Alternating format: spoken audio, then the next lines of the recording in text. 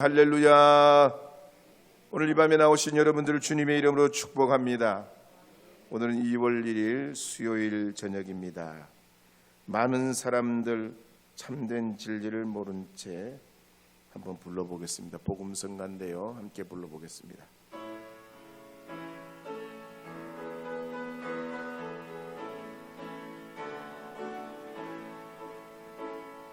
많은 사람들 참된 진리를 모른 채 주님 곁을 떠나가지만 내가 만난 주님은 참 사랑이었고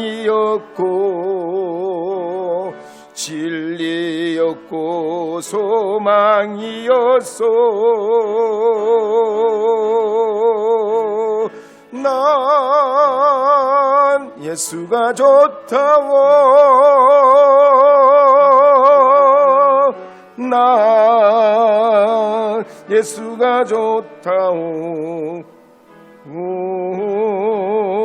주를 사랑한다도 베드로 고백처럼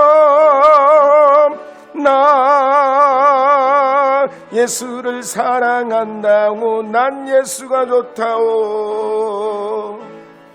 난 예수가 좋다오. 난 예수가 좋다오. 주를 사랑한다도 베드로 고백처럼 나 예수를 사랑한다오.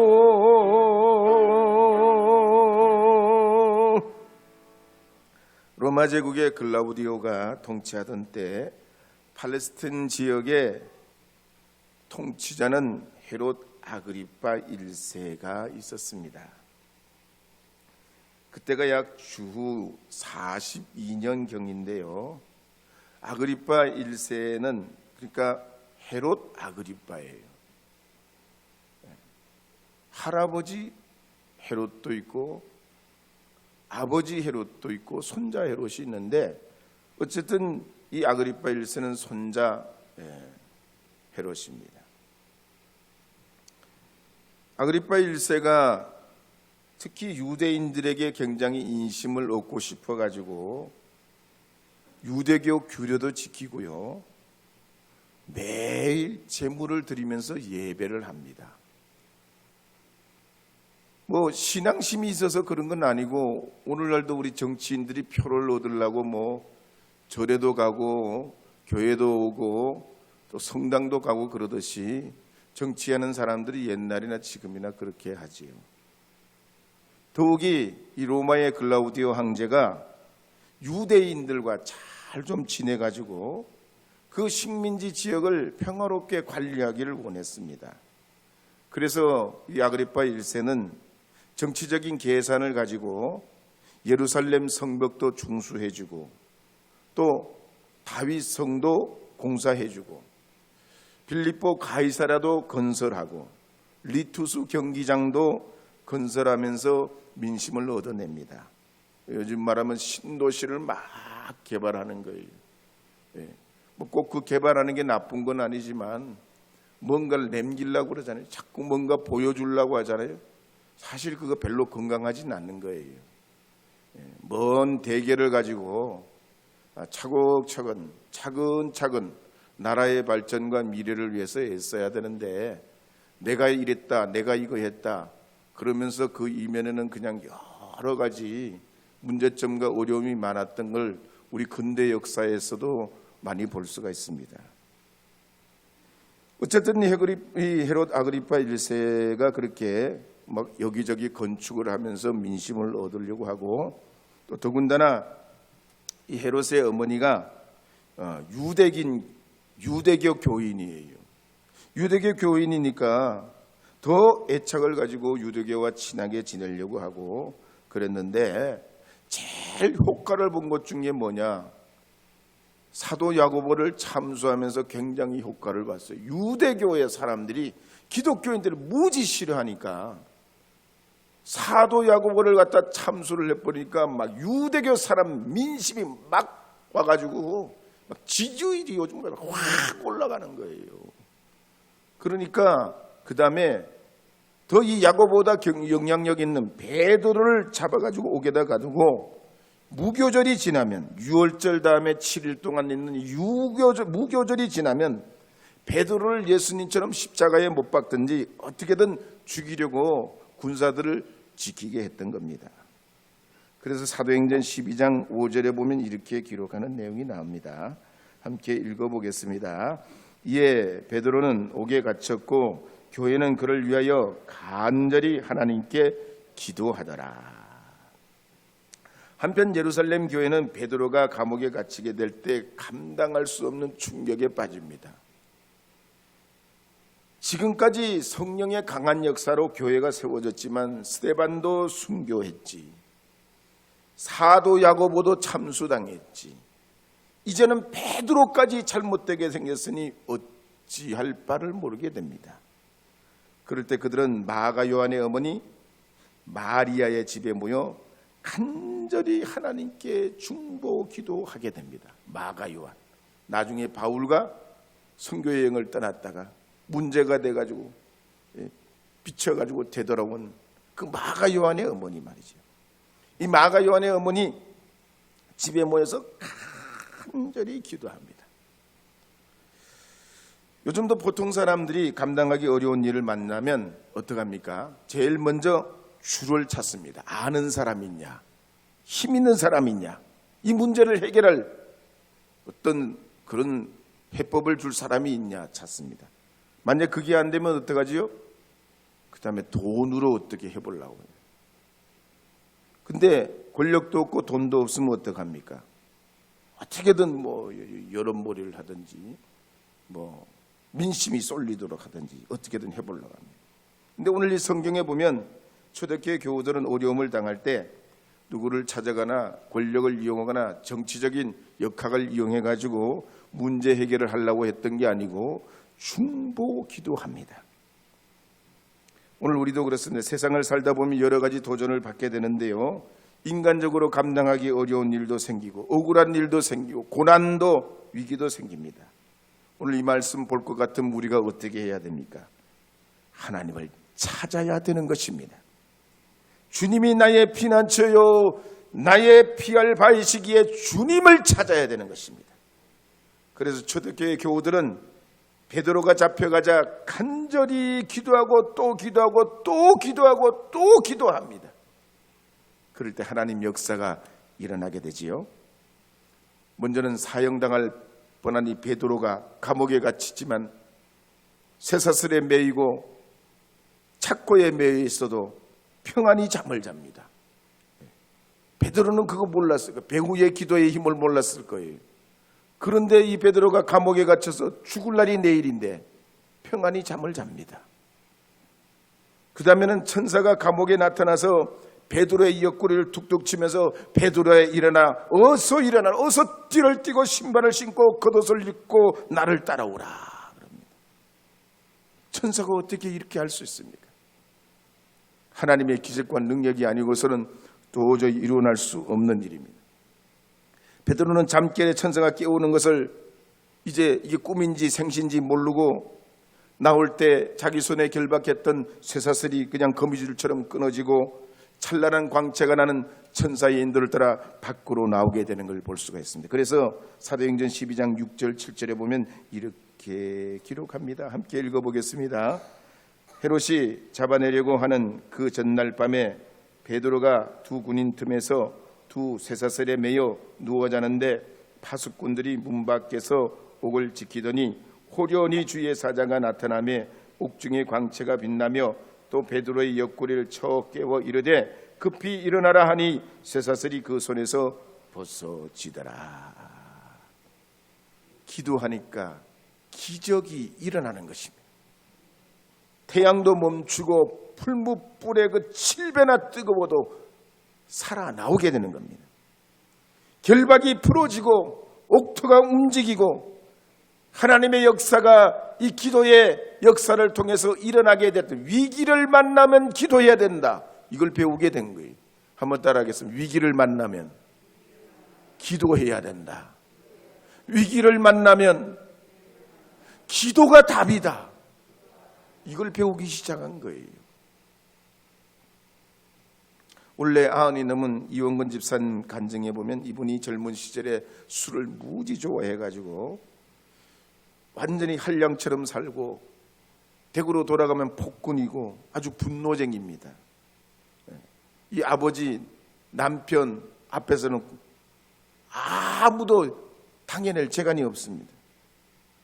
청년 시절부터 술을 안 먹고는 안 되는 분이 군대에 가서 술을 배웠는데 얼마나 술을 좋아하는지 술 먹고 논바닥에 누워가지고 기어다니질 않나. 경찰서에 가서 보면 붙잡혀 가서 문제가 된 사람은 이영근 집사예요. 근데 예수 믿기 전이지. 근데 이 부인이, 아내가 이런 남편을 어떡합니까? 요즘 같았으면 아마 벌써 이혼했을 거예요. 근데 그럴 수가 없으니까 하나님 앞에 기도하기 시작합니다. 하나님께 간절히 기도하면서 남편을 위해서 기도하다가 어떡하나, 자기가 은혜 받네. 자기가 은혜가 되고 자기가 먼저 180도로 변해. 자기 고집도 꺾이고 아이들도 사랑하게 되고 온유한 말이 나오고 은혜 받으니까 먼저 솔선수범하고 순종하게 되더란 얘기예요. 그러니까 남편이 보니까 이 부인이 변해서, 자기 아내가 교회 나가더니 변해서, 그래서 이 남편이 부인을 따라 슬슬 교회를 나오면서 새벽기도 시간에 주님의 음성을 이분이 듣게 됩니다. 하나님 음성 들으면 당해낼 재간이 없죠. 예? 하나님의 불꽃 같은 눈동자로 우리를 살피시는데 거기에 서 있을 사람이 아무도 없습니다. 꼬꾸라져서 통곡하고 눈물 콧물 흘리면서 새 사람 돼버립니다. 이분이 그래가지고 노인회장이 되는데요. 노인의 마을회관에서 말이죠, 모일 때마다 기도로 시작하고 기도로 마치는 거예요. 여러분 보셨어요? 이런 분들 마을회관에서 기도로 시작해서 기도로 마치는 분 봤어요? 은혜 받으니까 돼요. 회장님이 그러지 않은데 어떡할 거야. 그래서 우리는 어려울수록 기도해야 하는 줄 믿으시기 바랍니다. 경제가 어렵고 지역이 어렵고 가정이 어렵고 직장과 사업이 어렵고 자녀들의 앞길이 어려워지면 기도해야 하는 줄로 믿으시기 바랍니다. 그래서 야고보서 5장 13절 말씀에 보면 이렇게 말씀하고 있는 내용이 있습니다. 함께 읽어보겠습니다.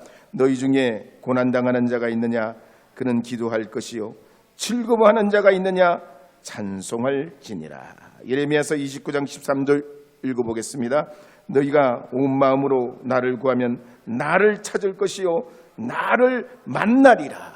마가복음 11장 24절도 읽어보겠습니다. 그러므로 내가 너희에게 말하노니 무엇이든지 기도하고 구하는 것은 받은 줄로 믿으라.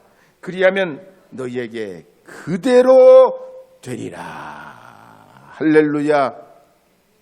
우리 기독교는 증거가 있는 신앙 종교입니다. 이 성경을 주님께서 이렇게 기록하고서 약속하신 대로 안 지키면 우리 기독교는 버텨낼 재간이 없습니다. 그리고 2000년 역사 동안 기도해야 하다가 망한 사람이 없습니다. 기도하면 복을 받는 줄 믿으시기 바랍니다. 문제의 길이 열리는 줄 믿으시기 바랍니다. 하나님 앞에 그러므로 어려울수록 더 기도하고 하나님의 역사를 간구하는 여러분 되시기를 주의 이름으로 축복합니다. 기도하자. 우리 마음 아파요. 복음성가 불러보겠습니다. 기도하자.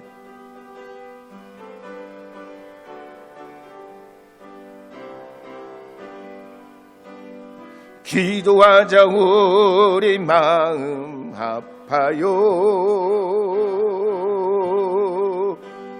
기도하자. 우리 마음 아파요. 할렐루야 아멘. 할렐루야 아멘. 할렐루야 아멘. 기도하자. 우리 마음 아파요. 한편 천사가 베드로를 급히 깨운 다음에 띠를 띠고 신을 신고 겉옷을 입고 자기를 따라오라 합니다. 그럴 때 베드로는 비몽사몽간에 천사를 따라가면서 첫 번째 파수를 지나고 두 번째 파수를 지나자 시내로 통하는 세문이 활짝 열려 있는데 천사는 어디로 가고 없고 꿈만 같은 현실이 자기 눈앞에 펼쳐지게 됩니다. 그래서 우리는 어떤 기도를 드리느냐, 이 굉장히 중요합니다. 무신론자는 기도 안 합니다. 하나님을 인정하지 않는 사람, 살아계신 하나님을 진실로 인정하지 않는 사람은 기도하지 않습니다. 교회에 와서 설교도 듣고 성경도 읽고 찬송도 하지만 기도는 안 합니다.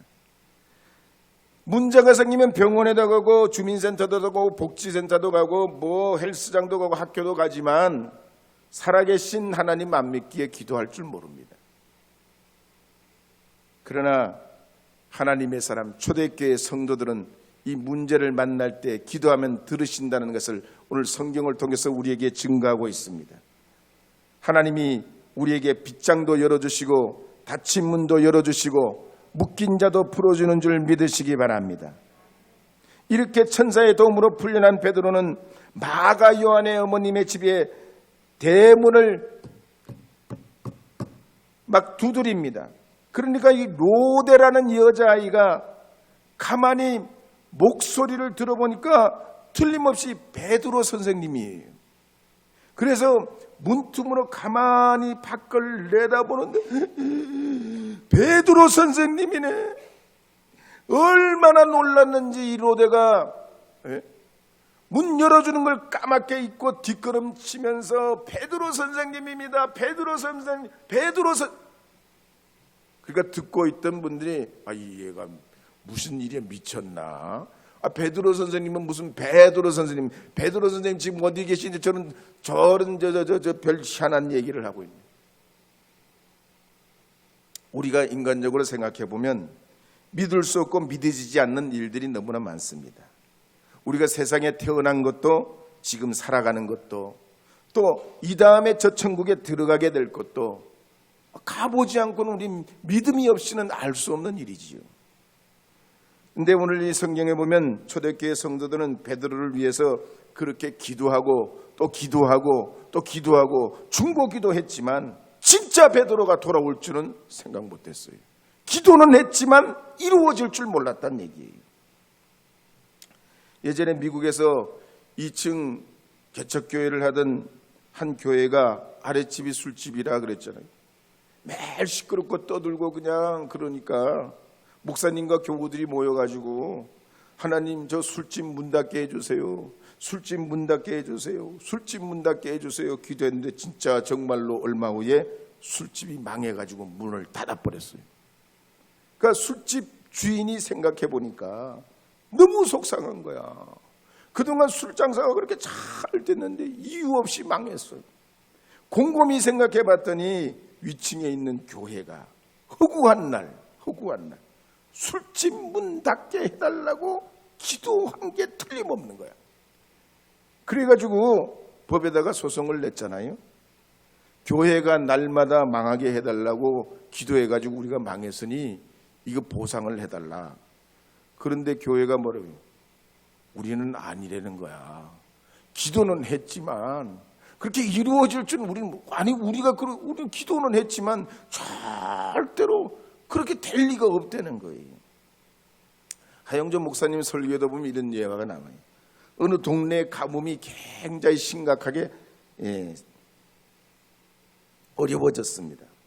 온 동네가 그냥 가뭄이 들어간 논바닥이 갈라지고 식물이 타 들어가요. 사람들이 막 기우제를 드리고 백방 노력을 해보지만 소용이 없습니다. 그래서 그 동네에 살고 계시던 목사님께서 하나님, 이 동네 사람들이 다 지금 가뭄에 말이지 논바닥 갈라지고 지금 너무너무 힘들어 고생합니다. 그러니 말이죠, 우리 하나님 이 지역에 비를 내려주시옵소서. 비를 내려주시옵소서. 뭐 남의 일이니까 아멘 안 해도 돼요. 하여튼 그렇게 가정에서 예배를 드리고 이제 목사님이 밖으로 처음 나오시려고 그러는데 목사님 아들이 뭐라고 하는? 아빠, 우산 가져가셔야지요. 무슨 우산? 날씨가 이렇게 쨍쨍한데 무슨 우산 가져가? 아빠, 지금 비 오라고 기도하셨잖아요. 우산 가져가세요. 그러더라는 거예요.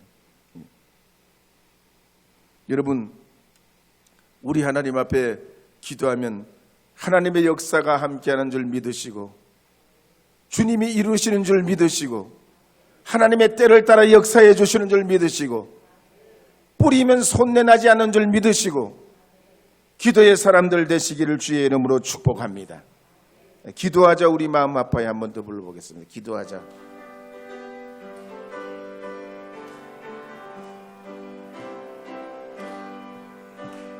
기도하자. 우리 마음 아파요. 기도하자. 우리 마음 아파요. 할렐루야 아멘. 할렐루야 아멘. 기도하자. 우리 마음 아파요. 사도행전 12장 17절 18절 19절 말씀 계속 읽어보겠습니다. 베드로가 그들에게 손짓하여 조용하게 하고 주께서 자기를 이끌어 옥에서 나오게 하던 일을 말하고 또 야고보와 형제들에게 이 말을 전하라 하고 떠나 다른 곳으로 가니라. 날이 새매 군인들은 베드로가 어떻게 되었는지 알지 못하여 적지 않게 소동하니 헤롯이 그를 찾아도 보지 못하며 파수꾼들을 신문하고 죽이라 명하니라. 헤롯이 유대를 떠나 가이사랴로 내려가서 머무니라. 마가 요한의 어머니 집에 모였던 이 성도들이 베드로가 돌아오는 것을 보고 너무 기뻐가지고 환호하고 손뼉을 치고, 베드로가 그동안 있었던 이야기 그 간증을 듣고 그 밤에 막 은혜를 받습니다. 진짜 베드로가 이렇게 빨리 돌아올 줄 몰랐는데 하나님의 역사가 정말로 거짓말같이 기적같이 일어난 거예요. 그런데 한편 헤롯의 군대는 베드로가 감옥에서 탈출하게 되니까 공황 상태에 빠집니다. 당시 로마법으로는 어떻게 하냐? 만약에 죄수가 도망가면 죄수를 지키던 파수꾼들은 죄수가 받아야 하는 그 벌을 그대로 다 받아야 됩니다. 그러니까 오늘 성경에도 보면 그랬잖아요. 19절에 보면 헤롯이 죽이라고 명하고 파수꾼들이 다 죽임을 당합니다. 여러분, 이 소문이 점점 퍼지고 파수꾼들이 죽임을 당하고 결국 베드로를 죽이려 했던 헤롯도 말이죠, 이 일이 실패돼 가지고 가이사랴로 내려가게 됩니다. 하나님의 사람을 건들지 못한다는 거예요. 기도하는 사람을 이겨낼 수 없다는 거예요. 이런 초대교회가 위기를 이기는 법을 배우고 터득하면서 어려울 때마다 기도하면 하나님 승리하게 하시더라. 기도하면 되게 하시더라. 하나님 역사해 주시더라. 위기를 기회로 만들어 주시더라. 이 법을 우리에게 증거하고 있는 겁니다. 6.25 전쟁 무렵에 미국 디트로이트에 있던 자동차 세일즈맨인 로버트 윌킨스의 간증에 보면 이분이 한국 전쟁에 참여했다가 1951년에 북한군 포로 수용소에 갇히게 됩니다. 포로 수용소에 가보니까 대부분의 포로들이 수용소에서 그냥 시간을 보내는데 무슨 얘기를 하냐? 먹는 이야기, 여자 이야기, 고향에 돌아가면 내가 뭘 하겠다. 주로 이 세 가지 이야기를 하면서 시간을 보내더라는 겁니다. 근데 이 윌킨스는 어떡하냐? 이 사람이 자동차 세일즈맨이거든요. 자기 운명을 그냥 물에 떠내려 보내듯이 시간만 가라 이럴 수가 없어. 이 사람은요, 한 사람 한 사람은 그 수용소에 있으면서 한 사람 한 사람 다 만나봅니다. 그리고 그 사람들 이름을 적고 주소를 다 적어요, 수첩에다가. 그러니까 나중에 숫자를 세보니까 3,272명이더라는 거야, 그 수용소에. 이 윌킨슨이 한국 전쟁이 끝나고 고향으로 돌아오게 됩니다. 옛날에 포로 수용소 만났던 3,272명을 한 사람 한 사람 찾아가요. 옛날에 우리 포로 수용소에서 이렇게 지냈지, 이런 일 당했지, 이런 어려움이 있었지, 다 옛날 이야기하면서 만약에 당신이 이번에 내 자동차 사주면 내가 특별 혜택을, 그냥 우리가 전우가 아니냐, 특별 혜택을 베풀어가지고 그렇게 특별 공급을 할 테니까 내 자동차 사달라. 이래가지고 이분이요 자동차를 500대를 팔아요. 500대를. 네. 여러분 안 파셨으니까 뭐 상관없지. 하여튼 500대를 팔아. 이분이 그걸 종잣돈으로 나중에 큰 부자가 됩니다. 보세요. 그 포로 수용소에서 사람들 만나가지고 이름 주소 적으려고 하는 사람이 어디 있어요? 그러나 내일이 있는 줄 믿고 하나님이 나와 함께 하시는 줄 믿는 사람은 오늘이 어려워도 내일을 바라볼 줄 아는 사람인 줄 여러분 믿으시기 바랍니다. 마태복음 9장 23절 이하에 보면 가버나움 지역에 예수님의 소문이 막 파다하게 퍼집니다. 병자를 고쳐내고 주님의 그 놀라운 말씀에 사람들이 감복하고 감탄합니다. 그때 두 맹인이 예수님을 막 따라가면서 예수님 지나갈 때 소리칩니다. 다윗의 자손이여 우리를 불쌍히 여겨달라고 막 소리쳐요. 그때 주님이 뭐라고 그러십니까? 내가 능히 이 일을 할 줄 아느냐? 너희 믿음대로 되라. 이 두 맹인이 눈을 떠버립니다. 그 기회를 놓치지 않는 거예요. 예수님이 자기 앞에 치라는 건 놓치지 않는 거예요. 오늘 우리가 이 시대에 어려움 만나고 여러 가지 환난이 있고 위기가 있습니다. 문제들이 있습니다. 예수님, 우리 주 예수님, 우리 구주 예수님 통해서 여러분들도 기회를 놓치지 마시기 바랍니다.